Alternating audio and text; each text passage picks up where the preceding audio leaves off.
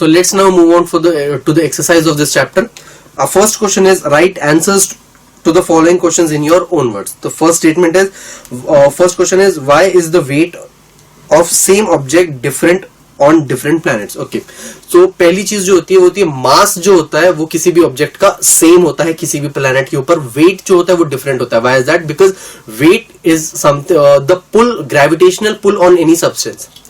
Weight is the gravitational pull on any substance which is going to be different on every planet. Why? Because gravitational pull on every planet is different. Gravity on Earth is different from the gravity on any other planet or on any other satellite. So इसीलिए जो weight होता है वो different होता है हर planet के ऊपर. What precautions will you take to make accurate measurements in day-to-day affairs? Okay, so अब हम कौन-कौन से precautions ले सकते हैं? We should be able to use proper equipments. We should know which equipment should we use. We should क्या बोलते हैं tie that equipment properly. We should connect that equipment properly. हमें properly पता होना चाहिए कि वो कौन सी readings कहाँ पर है. How to use that equipment, वो knowledge basic होना चाहिए. We should not be reckless while taking readings, क्योंकि वो कई ऐसे calculations होते हैं जिसके अंदर हमें proper addition या subtractions की जरूरत पड़ती है, like vernier caliper. वो उन calculations के दौरान गलतियां नहीं होनी चाहिए. So these are some of the measures that we can take to in our day-to-day affairs to make sure that our readings are correct. Next question is what is difference between mass and weight? I have just told you mass is basically the amount of matter that is present in that substance. वो amount of matter जो है it's going to be the same on every planet or it's always going to be the same. But weight is the gravitational pull on that substance. वो जिस force के साथ जो gravity या उस चीज को, उस सब्सटेंस को पुल कर रही होती है, that is the weight of that substance. So this is the basic difference between mass and weight. Our next question is why who is my companion? For example, basically there are two columns that are given to us, group A and group B, and we need to match those columns. First one is velocity. Velocity is meter per second. उसका unit होता है. Basically हमें उनके units के साथ उन्हें connect करना है. वेलोसिटी का unit is metre per second. Area is square metre या फिर मीटर स्क्वायर जिसे हम कहते हैं, एम स्क्वायर से हम उसको रिप्रेजेंट करते हैं, square metre. Volume we measure, litre जो होता है वो एक वॉल्यूम की क्वांटिटी होती है. So volume is measured in litre. Mass is measured in kilometre and density is measured in kilogram पर क्यूबिक सेंटीमीटर या फिर किलोग्राम पर क्यूबिक मीटर. यहाँ पे क्यूबिक मीटर गिवन है, सो मीटर क्यूब भी हम इसे कह सकते हैं. Our next question is explain giving examples. Scalar quantity. Okay, any quantity that is dependent only on its magnitude is known as a scalar quantity. Now for example mass, मतलब कि kg, मास जो है वो एक स्केलर क्वांटिटी है, kg. Speed जो है वो एक स्केलर क्वांटिटी है, metre per second. And then length जो है वो एक स्केलर क्वांटिटी है. सो ये वो क्वांटिटीज जो सिर्फ उसके मैग्नीट्यूड पर डिपेंड करती है and not on its direction, then it's known as scalar quantity. Whereas vector quantities are the ones that are dependent on its magnitude as well as on its direction. Example displacement. Displacement के लिए हम जो magnitude है वो भी देखते हैं और प्लस किस डायरेक्शन में ऑब्जेक्ट मूव हुआ है वो भी देखा जाता है.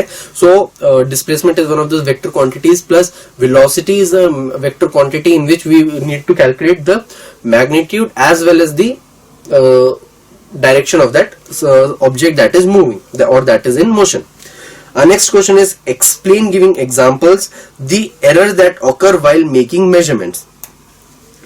अब कि वो errors जो measurements के दौरान हो सकते हैं, we need to explain them. The first one is not using the appropriate device at the time of measurement. but obviously अगर हम appropriate device ही use नहीं करेंगे तो जो there are strong chances कि हम mistake करेंगे. अब examples देखते हैं. The hawkers and shopkeepers may not use standardized weights at the time of business. They may use stone pieces or some other matters. मतलब कि अब obviously अगर stones और earlier it used to happen, even vegetable vendors usually do this कि instead of using standard weights they use stones or some other substance so that they can weigh the vegetables or fruits via that substance, which is wrong. So ऐसा किसी भी चीज को use करने से हम गलती कर सकते हैं मेजरमेंट के अंदर. The second is the balance may not be working properly. There can be some mistake in the machine that they are using, the balance machine that they are using. So उसमें गलतियां हो सकती है. Sometimes while buying petrol or diesel, the indicator on the machine may not work properly. मतलब कभी-कभी जब petrol या diesel जब पोर कर रहे होते हैं गाड़ी के अंदर, there are strong chances that the indicator is not working properly. How would we able to guess या how would we be able to recognize कि वो गलत काम कर रहा है? So that is something जिसमें error हो सकता है. Next is not using device properly. If we are using a device improperly, then also something errors can happen. In everyday life, we come across many equipments of measurement such as weighing balance, spring balance, ruler, measuring tape, different weights of specific value, measuring vessels for milk, etc. While weighing on balance, the jerk giving cause pointer to fluctuate and giving improper reading. अब ये वो सारी चीजें जिनके across हम आते हैं कि there are ruler scales, vegetable balances plus balancing machine, तराजू जिसे तराजू, ये वो सारी चीजें हैं जिसके अक्रॉस हम डे टू डे लाइफ में आते हैं.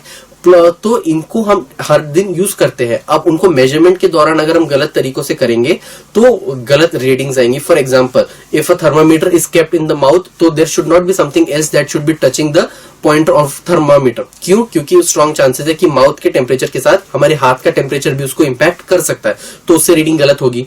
तो इस तरीके से हम गलत रीडिंग्स ले सकते हैं. While measuring cloth from the bundle, the shopkeeper may not measure the cloth with accuracy. Customers should pay keen attention to measurements while buying things. For example, if you are buying something, you especially during clothes, तो वो लोग usually एक table का measurement होता है, वो लोग उस पे मार्क करके रखते हैं, and according to that measurement they keep on adding the cloth. But there are strong chances कि उसके अंदर वो गलतियां कर दे. So we should pay keen attention if they are properly adding that proper material of cloth in it और not. सो ये वो examples है या जिसके वजह से हम गलतियां कर सकते हैं. Next question is give reason. It's not proper to measure quantities by using body parts as units. Now, if we are using body parts as units, for example, I have a ruler which has a length of 3 hand spans. मेरे 3 hand span का वो ruler है, मैंने assume कर लिया. Now, if I am going to tell you कि take 3 hand spans and draw a figure. अब आप खुद के 3 hand spans को यूज करके एक फिगर ड्रॉ करोगे. नाउ एक रूलर मेक करोगे. नाउ कि अब आपने जो रूलर बनाया है, मेरे पास जो रूलर है, are they going to be different?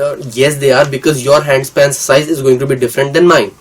तो इसीलिए हम कभी भी बॉडी पार्ट्स को यूज नहीं कर सकते. Even sometimes feets are used for that.